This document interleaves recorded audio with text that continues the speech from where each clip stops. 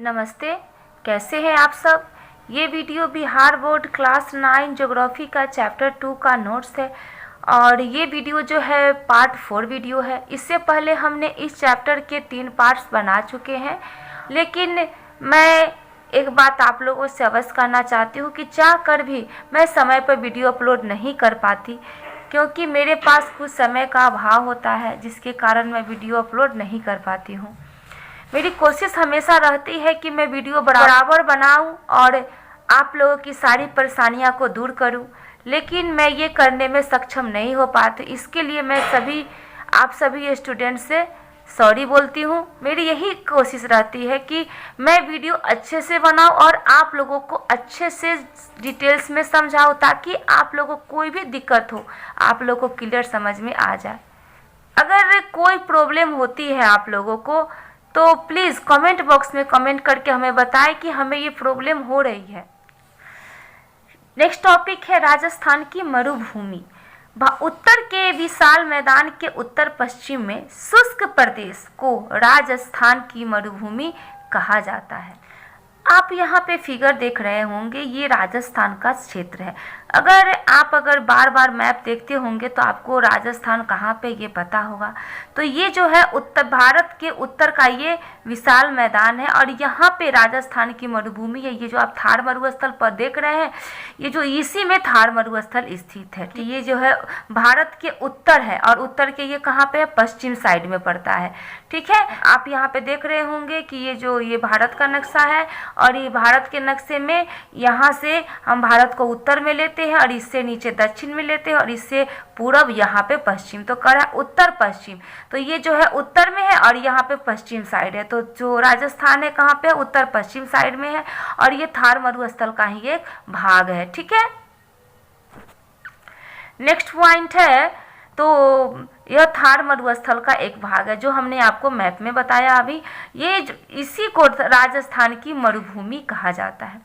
यहाँ रेतों के अनेक टीले मिलते हैं जो वायु की दिशा के लंबवत फैले हैं। ठीक है, यहाँ पे जो बहुत सारे रेत है और रेत के बहुत सारे टीले मिलते हैं और वही टीले जो है वायु की दिशा में, यानी कि जिधर से हवा बहती है उसके दिशा में लंबवत फैले हुए हैं।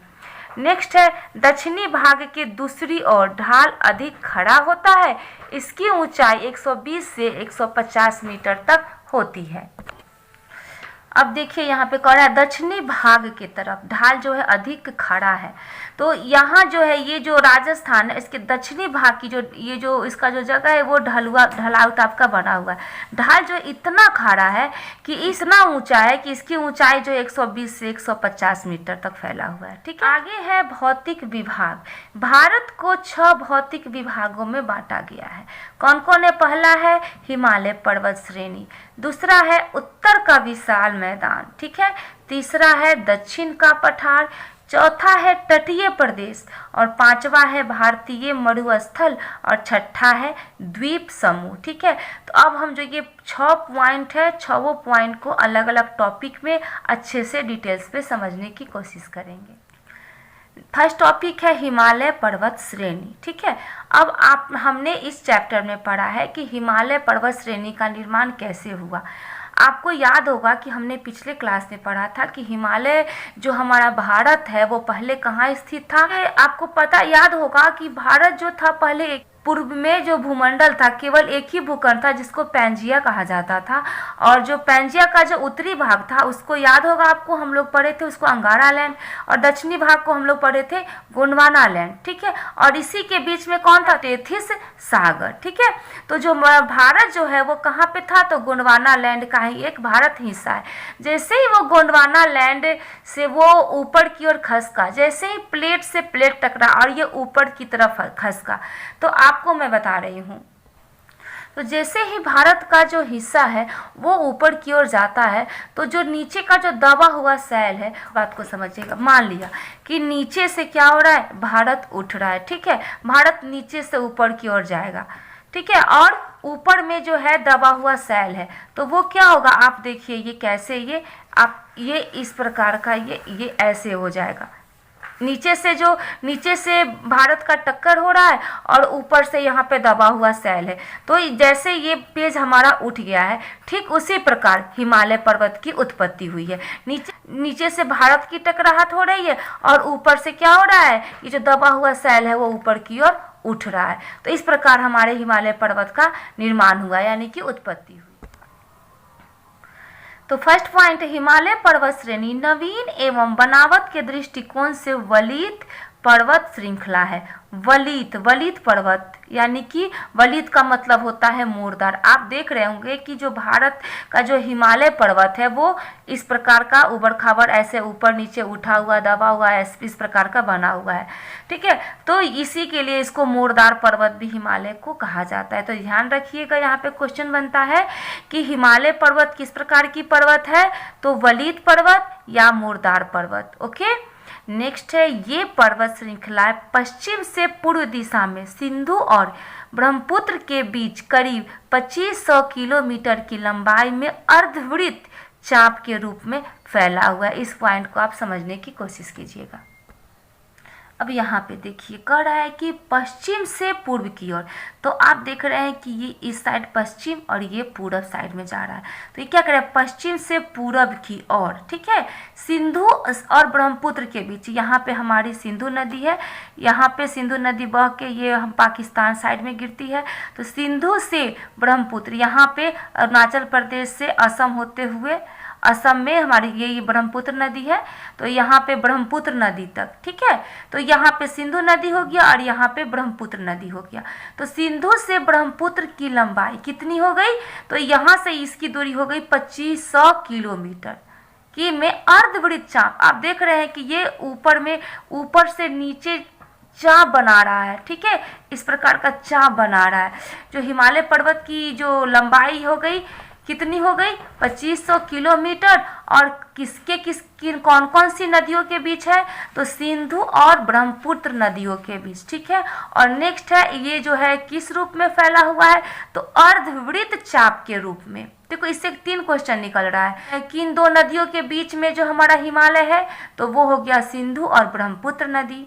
दूसरा क्वेश्चन बन रहा है कि ये कितने किलोमीटर तक फैला हुआ है, तो लगभग 2500 किलोमीटर की लंबाई में ये फैला हुआ है। तो और ये किस रूप में फैला हुआ है, तो अर्धवृत्त चाप के रूप में, ठीक है। उसके बाद में नेक्स्ट पॉइंट है, इसका क्षेत्रफल लगभग 5 लाख वर्ग किलोमीटर है। ये भी याद करने वाला है, ये इसको भी आपको लोग को याद करना होगा। क्वेश्चन राइज किया जा सकता है कि हिमालय पर्वत श्रेणी का क्षेत्रफल कितना लाख वर्ग किलोमीटर है, तो 5 लाख वर्ग किलोमीटर है, ठीक है। इसका जो एरिया जो हो गया वो 5 लाख वर्ग किलोमीटर हो गया।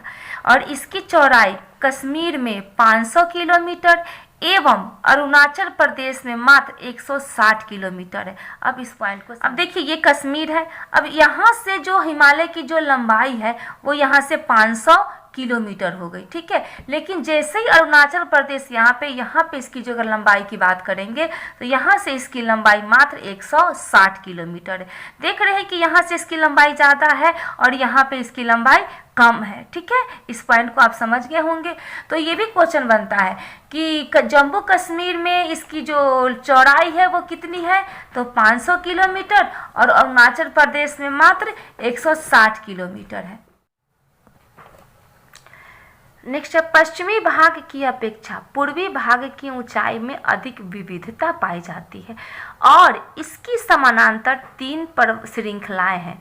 फर्स्ट में है महान या आंतरिक हिमालय या हिमाद्री, दूसरा है लघु हिमालय अथवा मध्य हिमालय, और तीसरे को हम कहते हैं बाहरी हिमालय, उप हिमालय अथवा शिवालिक श्रेणी, ठीक है। तो ये जो तीनों, अब अभी हम लोग हिमालय पर्वत श्रेणी के बारे में ही पढ़ रहे हैं।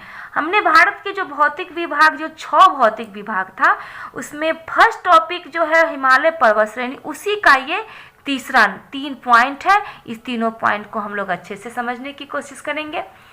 तो इस एक नोट है, हिमालय पर्वत श्रेणी विश्व की सबसे ऊंची पर्वत श्रेणी है, इसको याद रखिएगा। हिमालय जो है विश्व की सबसे ऊंची है, विश्व की सबसे ऊंची है। अगर क्वेश्चन ऐड किया जा सकता है कि विश्व की सबसे ऊंची पर्वत श्रेणी कौन है, तो हिमालय पर्वत, ओके। उसके बाद में नेक्स्ट जो टॉपिक है वो है महान या आंतरिक हिमालय या हिमाद्री। तो अब पहले इसको हम लोग नोट्स पढ़ लेते हैं, उसके बाद पॉइंट बाय पॉइंट हम लोग इसको मैप में समझने की कोशिश करेंगे। ठीक है, यह सबसे अधिक सतत श्रृंखला है। सतत का मतलब ये कंटिन्यू है, ये एक क्रमबद्ध श्रृंखला है। नेक्स्ट है इसकी औसत ऊंचाई 6100 मीटर है। ठीक है, फिर है इस श्रृंखला की विशेषता यह है कि इसमें सर्वाधिक ऊंचे शिखर तथा हिमालय के सभी प्रमुख शिखर है। ठीक है, इसमें सबसे ज़्यादा शिखर है जिसे हम महान हिमालय कहेंगे या आंतरिक हिमालय या हिमाद्री में सबसे ज़्यादा शिखर है और हिमालय के सभी प्रमुख शिखर हैं। ठीक है, इसके बाद इस हिमालय का उत्तरी भाग हमेशा बर्फ से ढका रहता है तथा इससे बहुत सी हिमानियों का प्रवाह होता है। सबसे फर्स्ट जो है जो इसलिए तो इसको हिमाद्री के नाम से भी जाना जाता है। ठीक है, इस पॉइंट को हम लोग समझेंगे मैप में। पहले हम ये पूरा नोट्स में समझा देते हैं, उसके बाद पॉइंट पे पॉइंट लेके इसको हम मैप में समझने की कोशिश करेंगे। जास्कर के उत्तर में लद्दाख पर्वत श्रेणी है। ये क्वेश्चन पूछा जा सकता है कि जास्कर के उत्तर में कौन सी पर्वत श्रेणी है, तो लद्दाख पर्वत श्रेणी है, याद रखिएगा। उसके बाद में हिमालय के उत्तर में काराकोरम पर्वत श्रेणी, यानी कि जो हिमालय का जो भाग है सबसे उत्तर में कौन सा है, काराकोरम आता है। हिमालय के सबसे उत्तर में कौन आता है, तो काराकोरम पर्वत श्रेणी आता है। और इसी काराकोरम पर्वत श्रेणी को ट्रांस हिमालय के नाम से भी जाना जाता है, याद रखिएगा। और ये जो ट्रांस हिमालय में जो काराकोरम पर्वत श्रेणी का इसी का जो सबसे ऊंचा जो शिखर है इसी को केटू के नाम से जाना जाता है, जिसका दूसरा नाम माउंट गाडविन ऑस्टिन भी है। और यही केटू जो है भारत का सबसे ऊंचा और संसार का सबसे दूसरा ऊंचा पर्वत श्रृंखला है। ठीक है, तो ये आपको क्वेश्चन पूछा जा सकता है कि संसार का सबसे दूसरा पर्वत श्रृंखला कौन है ऊंचा में, तो केटू है। और अगर भारत का अगर पहला कहेंगे तो वो केटू है। ठीक है, तो ये सब आपको याद रखना होगा। अब हम लोग चलते हैं इसको मैप में क्लियर समझने। ये जो हिमाद्री है, इसे हिमाद्री में जो हिमालय की सबसे ऊंचा शिखर इसी में पड़ता है। और जो भी प्रमुख शिखर है जैसे में केटू हुआ, जिसको हम गाडविन ऑस्टिन के नाम से जानते हैं, वो भी इसी श्रेणी में आता है, यानी कि हिमाद्री श्रेणी में ही आता है, जिसको हम महान हिमालय या आंतरिक हिमालय कहते हैं। उसी श्रेणी में हिमालय के सभी शिखर आते हैं।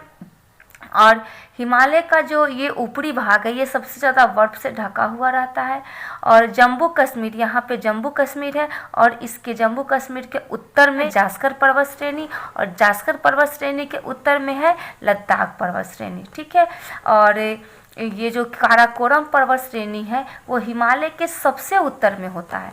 हिमालय के सबसे उत्तर में काराकोरम पर्वत श्रेणी है और काराकोरम पर्वत श्रेणी को ट्रांस हिमालय के नाम से भी हम जानते हैं। और इसी जो ट्रांस हिमालय है और इसके जो शिखर सबसे जो ऊंचा शिखर है वही केटू है, जो कि भारत का सबसे ऊंचा और संसार का दूसरा सबसे ऊंचा शिखर है। ठीक है, और अगर पहला कहेंगे तो आप यहाँ पे देखिए, पहला जो है ये यहाँ पे नेपाल है और नेपाल का माउंट एवरेस्ट, जिसको सागर माथा के नाम से भी जानते हैं, तो विश्व का सबसे ऊंचा जो है माउंट एवरेस्ट है। और अगर भारत का अगर दूसरा कहेंगे तो यहाँ पे देखिए सिक्किम है, सिक्किम में कंचनजंगा है और भारत का दूसरा सबसे प्रमुख शिखर जो हो गया वो हो गया कंचनजंगा। तो आप तीन चीज़ देखें यहाँ पे, भारत का पहला हो गया जो कि केटू और भारत का दूसरा हो गया कंचनजंगा, लेकिन विश्व का जो पहला हो गया वो हो गया माउंट एवरेस्ट। ठीक है,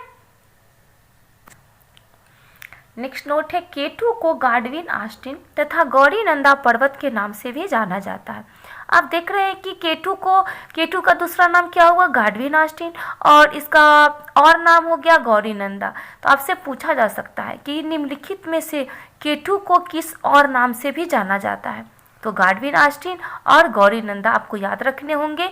कि और हिमालय के कुछ ऊंचे शिखर है जिसको हम लोग देख लेते हैं। ये हिमालय के कुछ ऊंचे शिखर हैं जो कि महान हिमालय आंतरिक हिमालय या हिमाद्री में होते हैं। हमने देखा है कि सबसे ऊंचा शिखर जो है कहाँ पड़ते हैं, तो हिमाद्री में। तो माउंट एवरेस्ट जो है सबसे ऊंचा जो है विश्व का है, जो कि नेपाल में पड़ता है, और इसकी जो ऊंचाई है वो है 8,848 मीटर। उसके बाद में K2 जिसको माउंट गार्डविन ऑस्टिन के नाम से भी जाना जाता है, जो कि भारत में है और भारत का सबसे ऊंचा है, और इसकी जो ऊंचाई है वो है 8,611 मीटर है। थर्ड नंबर में है कंचनजंगा, जो कि भारत में पड़ता है, हमने अभी देखा सिक्किम में है, और इसकी जो ऊंचाई है वो है 8,598 मीटर। ओके, नेक्स्ट है मकालू, जो कि नेपाल में पड़ता है, और इसकी जो ऊंचाई हो गई वो 8,481 मीटर। इसके बाद में धौलागिरी है, जो कि नेपाल में पड़ता है, और इसकी जो औसत ऊंचाई है वो है 8,172 मीटर। फिर नंगा पर्वत है, जो कि भारत में पड़ता है, और इसकी जो औसत ऊंचाई है वो है 8,124 मीटर। अन्नपूर्णा है, जो कि भारत में पड़ता है, और इसकी जो औसत ऊंचाई हो गई वो है 7,817 मीटर। फिर कामेट है, जो कि भारत में है, और इसकी जो औसत ऊंचाई हो गई 7,756 मीटर।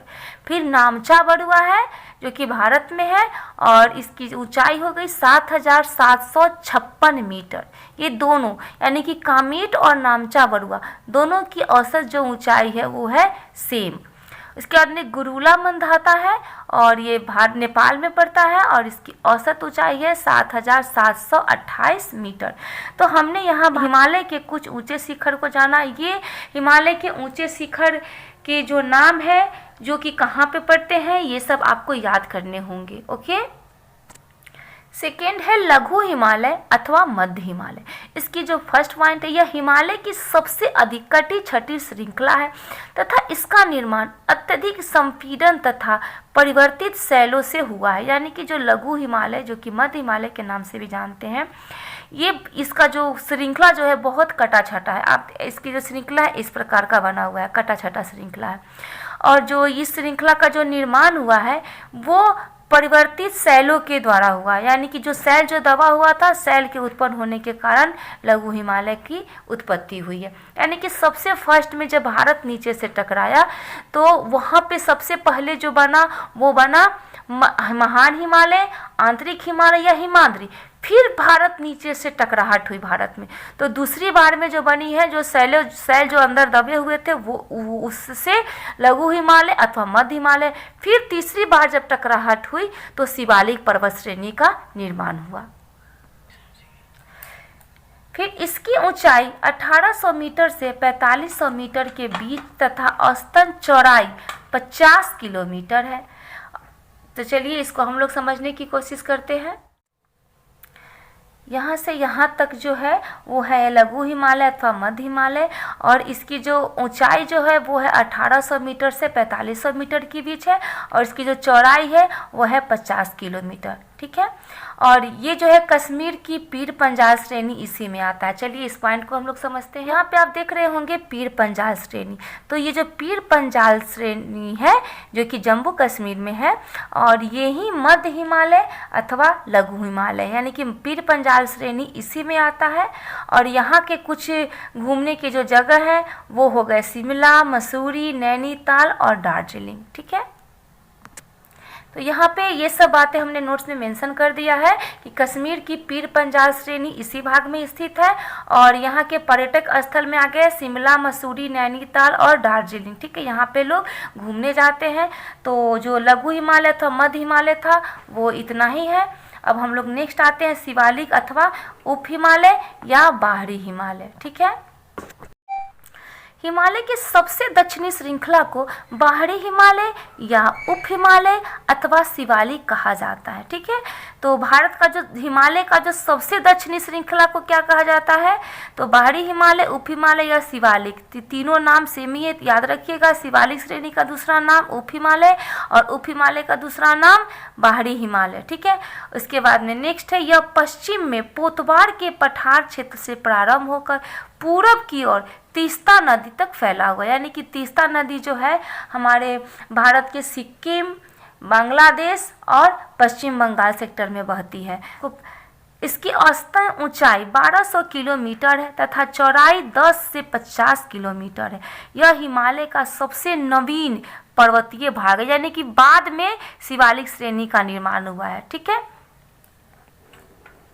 यानी कि यह हिमालय का सबसे नवीन पर्वतीय भाग है, यानी कि हिमालय का जो ये श्रेणी है, जो शिवालिक श्रेणी है, इसका निर्माण सबसे बाद में हुआ है। ठीक है, तो हम लोग इसको मैप में समझने की कोशिश करते हैं। अब ये जो पार्ट आप देख रहे हैं शिवालिक श्रेणी का, ये जो शिवालिक श्रेणी है ये पश्चिम में और यहाँ पे पोतवार पठार से जो शुरू होता है, सो यहाँ पूरब की ओर यहाँ पे तीस्ता नदी जो है वो सिक्किम में है, बांग्लादेश में यहाँ पे बहती है और थोड़ा सा ये पश्चिम बंगाल में है। तो तीस्ता नदी तक जो यहाँ तक ये जो शिवालिक श्रेणी यहाँ से यहाँ तक फैली हुई है। और जो इसकी जो औसतन ऊंचाई है, यानी कि इसकी जो ऊंचाई है वो 1200 किलोमीटर है और चौड़ाई जो है 10 से 15 किलोमीटर तक फैली हुई है। ठीक है, अब हम लोग आते हैं अपने नोट्स।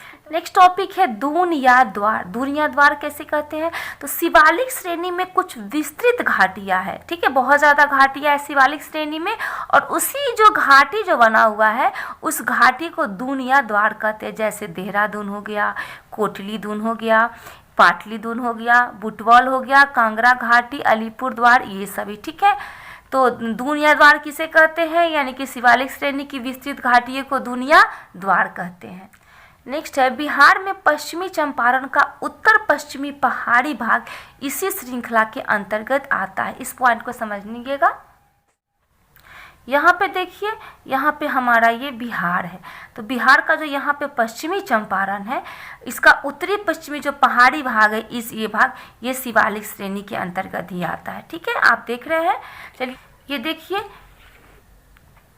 ये बिहार है और बिहार का जो पश्चिमी चंपारण यहाँ पे है और यहाँ पे ये शिवालिक श्रेणी आ रही है और यहाँ पे जो है उत्तर पश्चिमी भाग का जो है इसी श्रृंखला के अंतर्गत, यानी कि शिवालिक श्रेणी के अंतर्गत जो आता है हमारा बिहार का पश्चिमी चंपारण का उत्तरी पश्चिमी पहाड़ी भाग। ओके, इसी में आता है हमारा सोमेश्वर की पहाड़ी जो कि बिहार में है, जो कि शिवालिक श्रेणी में पड़ता है।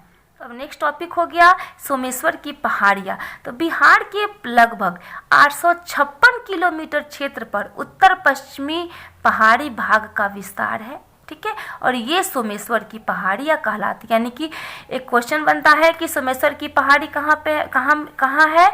तो वो है बिहार में, और ये कहाँ पे पड़ता है? तो ये पश्चिमी चंपारण में पश्चिमी पहाड़ी भाग है। ये जो इसका जो क्षेत्र है वो 856 किलोमीटर तक फैला हुआ है। ठीक है, तो आज का जो हमारा वीडियो हुआ यहीं पे कंप्लीट हुआ।